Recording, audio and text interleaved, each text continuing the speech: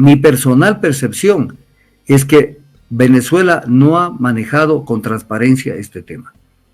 Pero yo no me puedo alinear tampoco con la posición de Milei, con la posición de otras personas, de otras personalidades, que están en otro patín viendo cómo le sacan tajada al tema. Pero en el fondo, mis amigos, en Venezuela no va a pasar nada, ni en la comunidad internacional, porque hay un peso y un contrapeso. Rusia y China le dan apoyo a Maduro, en el otro lado Estados Unidos pide explicaciones, pero en el fondo lo que pasa dentro de Venezuela es un tema que no tiene visos de solución con un gobierno que ya tiene 25 años en el poder y que no se ve por ningún lado que quieren dejar el poder. Imaginemos que en Ecuador venga un gobierno y manipulándolo todo se quede 25 años un gobierno de ultraderecha. Sí nos gustaría. O sea, nos gustaría si viene del otro lado, pero no nos gusta si viene dependiendo de qué lado viene. Entonces ahí no hay un proceso democrático y mientras tanto un éxodo masivo de venezolanos que vienen saliendo del Ecuador porque de Venezuela desde hace mucho tiempo. Entonces Venezuela ya llegó a un punto donde ya no hay retorno. Venezuela es una novia apetecida por todo el mundo, porque Venezuela tiene las reservas mundiales más importantes de petróleo. Venezuela a nivel mundial, de todas las reservas de petróleo de todo el mundo, Venezuela tiene el 24.4% de las reservas. La cuarta parte del petróleo del mundo en reservas está en Venezuela. Claro que no produce en función de las reservas que tiene, por la ineficiencia y la inoperancia de su gobierno. Para Estados Unidos las reservas de petróleo, de gas, de oro, de litio, de tungsteno, de lo que sea, de cobre, ellos no la miran como que dicen esto es de Venezuela, esto es de Chile, esto es de Sudáfrica, no, solo que hay en el planeta. Me hace falta, yo tengo que tomarlo. El gobierno no me quiere dar, voto al gobierno de turno, meto un gobierno títere, pero ellos tienen que tener a su disposición todas las reservas de todo lo mejor del mundo. Entonces Venezuela es importante por eso, pero un país mal manejado. El Consejo Nacional Electoral venezolano, el Consejo Nacional Electoral ecuatoriano y el de otros países es lo más vulnerable posible. ¿Por quién? Por los gobiernos de turno, el que esté. Por eso se dice que más importante que el votar es quien cuenta los votos. Porque el que cuenta los votos de pronto te está haciendo alguna trastada y te fregó. Entonces viene un tema que lo voy a poner en la palestra. Yo sé que este tema, por ejemplo, a mí me puede quitar oportunidades, porque van a decir, bueno, ¿de qué lado estás? No, yo estoy de la verdad. Cuba, el gobierno cubano está en el poder desde el 1 de enero de 1959. 1959. ¿Qué quiere decir eso? Que Cuba está en el poder y prácticamente 25 años. En 5 años está en el poder. En 5 años. Entonces, no me van a decir a mí que es democrático. No me van a decir que es democrático. Con un partido único y que no hay la menor posibilidad de incentivo que te vas preso. Entonces, eso es democracia. Si ustedes creen que es democracia, allá ustedes. Pero eso no puede ser democracia. ¿Qué pasa con Venezuela? Chávez asume el poder el 2 de febrero de 1999. Y el actual gobierno está, porque son lo mismo, 25 años y medio. 25 años y medio. Entonces, ¿será que esto es así? ¿Será que hay democracia allí? Entonces, el problema es que cuando asumen el poder, de una manera tan permanente, pasó con Libia, el gobierno de Libia, pasó con otros países, lo asumen tanto tiempo que después ya no quieren dejar el poder, y no solo no lo quieren dejar al poder porque puede haber una alternancia, sino porque han metido las de andar tantas veces que dicen, si nos vamos, nos van a perseguir. Entonces vuelve un contrasentido que entreguen el poder, porque están mucho tiempo. Entonces, con este antecedente, voy a lo siguiente. ¿Quién es la oposición en Venezuela? La oposición en Venezuela es doble. Es la gente de derecha que está dentro de Venezuela y la gente de derecha que está fuera de Venezuela. más los que están fuera de Venezuela, porque han salido la mayoría de ellos a habitar en otras partes del planeta y llevarse la plata a otras partes. Pero hay una oposición al gobierno venezolano que la gente no lo ve. Es una oposición del chavismo, porque dentro del chavismo en Venezuela hay serios cuestionamientos a cómo han seguido manejando las cosas el gobierno de Maduro. Entonces tienen problemas allí con la gente de Chávez. Yo, por ejemplo, me cansaba de escucharlo y de leerlo al ex ministro de Energía, Rafael Ramírez Carreño. Los cuestionamientos que hacía la política energética hidrocarburífera, petrolera, para decir algo, del gobierno de Maduro. Les decía samba canuta de las barbaridades que estaban haciendo el gobierno de Chávez. Voy a poner un ejemplo. Se les quemó el complejo de refinación de Paraguaná, que procesaba 350,000 barriles diarios, por no darle mantenimiento. Eso es inconfesable, porque perdieron capacidad de refinación de 350,000 barriles diarios, que es una cosa descomunal desde el punto de vista económico y de inversión en infraestructura. Entonces, ¿te puedes imaginar lo que es eso? Entonces, han tenido severos problemas ellos internos. Luego, cuando salta este problema, voy a comenzar con Lula da Silva. Lula da Silva, días atrás, ya hizo un comentario y dijo que le llamaba la atención cuando Maduro declaró, hace pocos días, declaró que si no ganaban ellos las elecciones iba a haber un baño de sangre. Eso lo dijo Maduro antes de las elecciones. Entonces, esto fue grave. Fue grave porque esto nos estaba diciendo que el tema era ganar o ganar. Y luego, cuando ya salta el tema de las elecciones, entonces comenzamos a ver los pronunciamientos.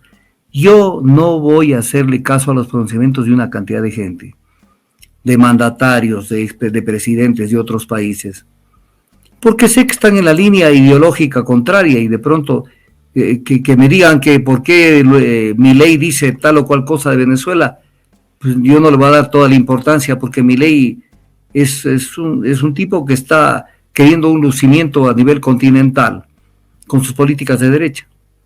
Pero voy a citar cosas que sí es bueno tomarlas en consideración. Gabriel Boric Font, presidente de Chile, dice, el gobierno de Maduro debe entender que los resultados que publica son difíciles de creer. Lo dice Gabriel Boric. Gabriel Boric no es de derecha. Dice además, la comunidad internacional y sobre todo el pueblo venezolano, incluyendo a los millones de venezolanos en el exilio, exigimos total transparencia de las actas y el proceso, y que veedores internacionales no comprometidos con el gobierno den cuenta de la veracidad de los resultados. Y finalmente dice Gabriel Boric, presidente de Chile, desde Chile no reconoceremos ningún resultado que no sea verificable.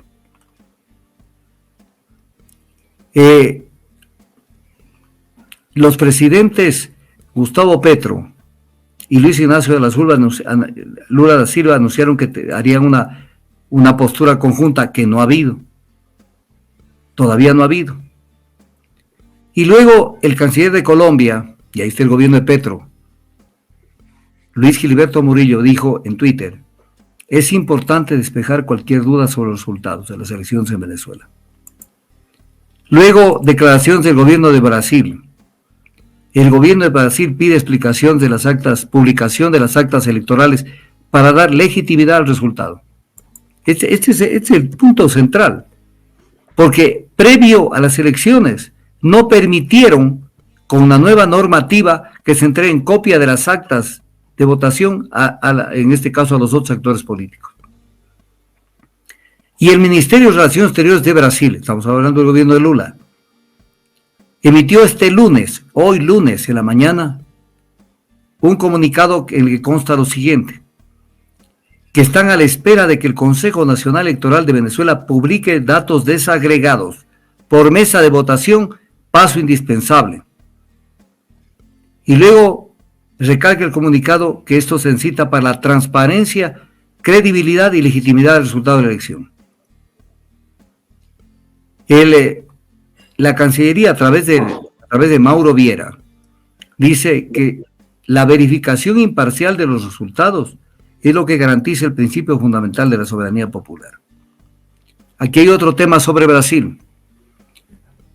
Lula lo envió a Caracas para que esté en Caracas su ex canciller Celso Amorín, que ahora es asesor presidencial de Lula en política exterior.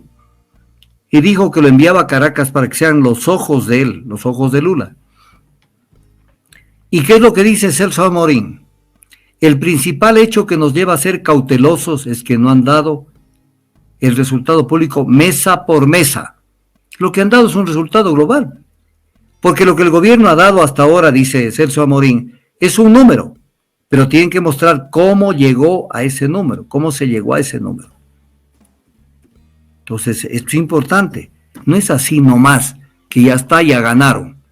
Porque lo único que han dicho es que Maduro llegó con el 51.2% y que en el caso de González tiene el 44.2%.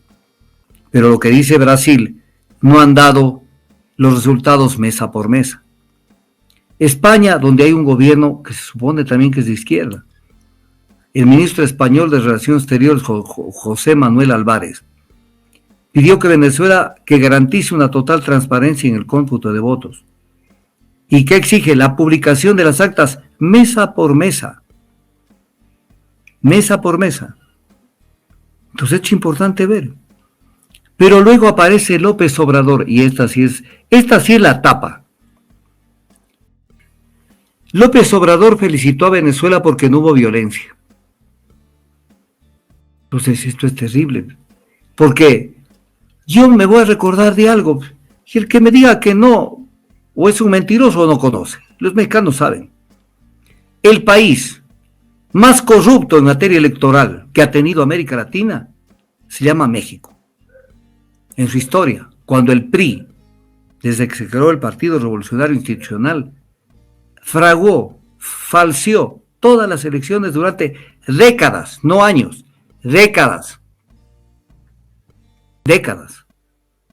Entonces, la pregunta al presidente López Obrador, cuando el PRI, que todo el mundo lo sabía, dentro de México y fuera de México, cometía fraude electoral, porque tenían captado el Tribunal Electoral de México, y hacían barbaridades. ¿Hubo violencia en México? No hubo violencia. ¿Acaso salieron? ¿Acaso que hubo muertes? No hubo muertes, no hubo violencia, pero el fraude existió durante décadas en México. Entonces, López Obrador, acuérdate que no necesariamente tiene que haber violencia para que se pruebe o se demuestre que hay fraude. Entonces, ¿a quién le convences con esto? Sí, no somos pendejos en el mundo como para creer lo que estás diciendo. Luego dice una barbaridad López Obrador, porque los resultados que publica el Consejo Nacional Electoral, dice que publica respecto del 80% de las votaciones, que falta un 20%. Pero cuando se analiza lo que ha caminado ya esto, ya es imposible que González lo supere con esos datos, que lo supere a Maduro. Porque ya está, con ese 80 y la diferencia de votos que tienen, ya no puede González ganarle a Maduro. Ya no puede, ya está hecho el fraude, si existe, ya está. Y entonces dice López Obrador, como que fuéramos pendejos en el mundo. Yo no creo que ni en México hay pendejos, un país de tanta intelectualidad. Vamos a esperar, dice López Obrador, a que terminen de contar los votos, y ahí vamos a pronunciarnos. Ya no tienes que pronunciarte, López Obrador, porque primero no has dado la información desagregada, y segundo, con lo que han dado de resultados del 80%, por eso ya lo proclamaron el Consejo Nacional Electoral anoche, a las 11:30 de la noche del Ecuador, 12:30 de Venezuela, ya proclamó de que el ganador era Maduro. ¿Qué? ¿No lees las noticias? ¿No las ves, López Obrador? Y luego dice que esto es terrible lo que dice este hombre. Si la autoridad electoral confirma los resultados, nosotros vamos a reconocer la elección. Claro que va a ratificar. Ya con el 80% ya está confirmada la elección de Maduro. y que hay que esperar que esté el 100%. No tienes que esperar el 100%. Si ha habido metida de mano, ya está la metida de mano. Y que lo único que le preocupa es si había violencia o no. Entonces uno dice, bueno, ¿qué le pasó a este hombre? ¿Qué le pasó a este hombre? Que no es la primera vez que mete las de andar, porque ya se está acostumbrando a meterlas de andar. Cuando México se suma a la denuncia de Sudáfrica sobre los delitos de genocidio realizados por Israel en el tema de Gaza y Cisjordania, se suma a la demanda. Pasa el tiempo, le dije a Claudia Sheinbaum, judía por parte de madre y de padre, y sale hace pocos días López Obrador y dice, no estamos seguros de que se ha cometido genocidio. ¿Y por qué te sumaste a la denuncia penal? ¿Por qué te sumaste? Entonces, esto es increíble porque nos retrata lo que somos en América Latina. Y claro, yo le escuché íntegra la intervención de López Obrador, la de hoy de mañana, la de lunes, sobre esto, y qué vergüenza todo lo que dijo. En el caso de las elecciones, Maduro decía y dijo, hay que respetar al árbitro y que nadie pretenda manchar esta jornada bella que tuvo el pueblo venezolano. Hay que respetar al árbitro. ¿A cuál árbitro? El nombrado por las autoridades de Venezuela, porque es gente absolutamente de ellos. Es como que dijéramos aquí en el Ecuador, hay que respetar lo que diga el Consejo Nacional Electoral. Si el Consejo Nacional Electoral en el Ecuador es nombrado por Trujillo, entonces vamos a pretender que el Consejo Nacional Electoral del Ecuador es un organismo idóneo en el cual podemos confiar. No, señor. Miren, por ejemplo, lo que hicieron con Álvaro Noboa acá.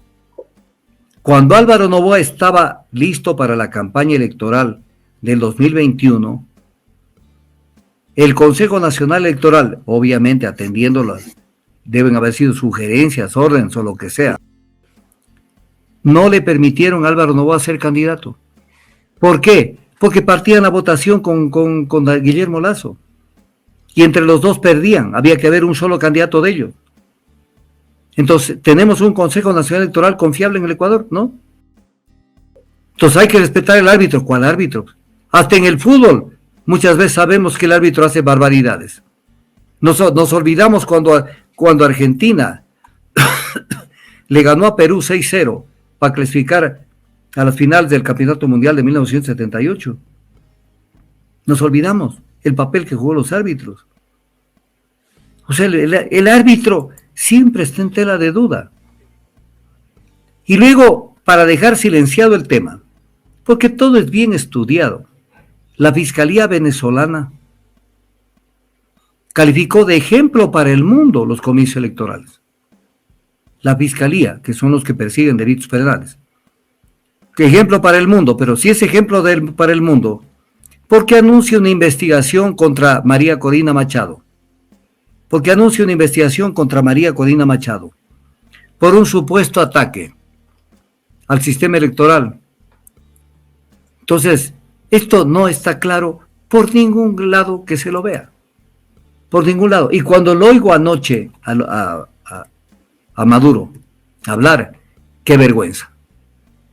Qué vergüenza oírlo hablar a Maduro. O sea, aquí ha sido una lucha contra los demonios y demonias. Y Jesucristo ha sido el que ha guiado nuestra lucha. O sea, así se trata al pueblo. Así se sorprende al pueblo con ese tipo de discursos. Déjenlo tranquilo a Jesucristo donde está. Pues no puede meterlo en la política y utilizarlo para una política criolla. Entonces, cuando uno ve esto ahora, aparecen una cantidad de países que le coquetean a Maduro. China, por ejemplo, dice que ha sido una organización exitosa de las elecciones. O sea, una organización exitosa de las elecciones donde los pronósticos decían una cosa y el resultado final es otro. Es una organización exitosa. Y ahí hay una cantidad de cosas que se dan. Pero en todo caso, el tema está allí. ¿Qué es lo que hace el Ecuador? El Ecuador se reúne o conversa, porque no ha habido ninguna reunión, con Argentina, Costa Rica, Guatemala, Panamá, Paraguay, Perú, República Dominicana y Uruguay. Y piden convocatoria del Consejo Permanente de la OEA para tratar sobre las elecciones de Venezuela. Entonces uno dice, van a tratar este tema sobre las elecciones de Venezuela. ¿Cuál va a ser el resultado final? Ninguno, porque lo van a sirve para un comino, ni en bien ni en mal, ni a favor ni en contra. Entonces vamos a ver sendos discursos de estos países que están convocando al Consejo Permanente. Y vamos a ver otros discursos de otras gentes del otro lado. Y al final viene la pregunta, ¿a dónde va a llegar la OEA con esto? A ningún lado. Porque no tiene, sus resoluciones no son vinculantes, ni causan efecto. Es un show barato. Entonces, mi personal percepción es que Venezuela no ha manejado con transparencia este tema. Porque decir la cifra final, con esto ganó, no. Como se hace acá, aunque pueden haber acá metidas de mano. Así están las actas, así están mesa por mesa, junta provincial, a nivel nacional, tal candidato, tal otro. Eso no ha publicado Venezuela. Solamente la cifra global, 51.2 contra 44.2. Pero yo no me puedo alinear tampoco con la posición de Milei, con la posición de otras personas, de otras personalidades, que están en otro patín viendo cómo le sacan tajada al tema. Pero en el fondo, mis amigos, en Venezuela no va a pasar nada, ni en la comunidad internacional, porque hay un peso y un contrapeso. Rusia y China le dan apoyo a Maduro, en el otro lado Estados Unidos pide explicaciones, pero en el fondo, lo que pasa dentro de Venezuela es un tema que no tiene visos de solución con un gobierno que ya tiene 25 años en el poder y que no se ve por ningún lado que quieren dejar el poder. No se ve. Y si ustedes creen que eso es democracia, entonces partamos de un concepto. Vamos a poner un ejemplo que no se ha dado y que no creo que se dé. Imaginemos que en Ecuador venga un gobierno y manipulándolo todo se quede 25 años un gobierno de ultraderecha. Sí nos gustaría. O sea, nos gustaría si viene del otro lado, pero no nos gusta si viene dependiendo de qué lado viene. Entonces ahí no hay un proceso democrático. Y mientras tanto, un éxodo masivo de venezolanos que vienen saliendo del Ecuador de Venezuela desde hace mucho tiempo. Entonces Venezuela ya llegó a un punto donde ya no hay retorno. Pero hay que decir también una cosa. Venezuela es una novia apetecida por todo el mundo, porque Venezuela tiene las reservas mundiales más importantes de petróleo. Te voy a dar datos para que te des cuenta. Venezuela, a nivel mundial, de todas las reservas de petróleo de todo el mundo, Venezuela tiene el 24.4% de las reservas. La cuarta parte del petróleo del mundo en reservas está en Venezuela. Claro que no produce en función de las reservas que tiene, por la ineficiencia y la inoperancia de su gobierno, porque producían como 3 millones de barriles, hasta 3.500.000, y actualmente producen más o menos 850.000 barriles, por inoperantes, porque le han pegado una patada con la punta del zapato al sector petrolero en Venezuela. Pero te voy a dar una cifra para que tengas una idea. Las reservas de petróleo de Venezuela son 304.000 millones de barriles. 304.000, te voy a comparar con algo para que lo veas. 304.000 millones de barriles contra las reservas de Estados Unidos, que son 69.000. Entonces, Venezuela tiene 5 veces más reservas de petróleo que las que tiene Estados Unidos. Te puedes imaginar lo que tiene. O sea, es un país que, obviamente, ¿quién se quiere pelear con Venezuela? Si el futuro de la humanidad en el corto y mediano plazo es porque no se van a poder divorciar del petróleo, entonces ahí está Venezuela. Entonces, tienen que tener esa actitud con Venezuela. Muchos países que dicen, no, mejor no me peleo. Porque fíjate que tiene más reservas petroleras que Arabia Saudita. Claro, Arabia Saudita tiene menos reservas petroleras que Venezuela. Entonces Venezuela es un plato apetitoso. Es un plato apetitoso que por donde quiera que lo mires, muchos países dicen, oye, anclémonos aquí porque cuando se vaya acabando el petróleo en otras partes del mundo, cuando se vaya acabando y cuando ya se han comido todas sus reservas otros países, entonces será el momento de echar mano de las reservas de Venezuela.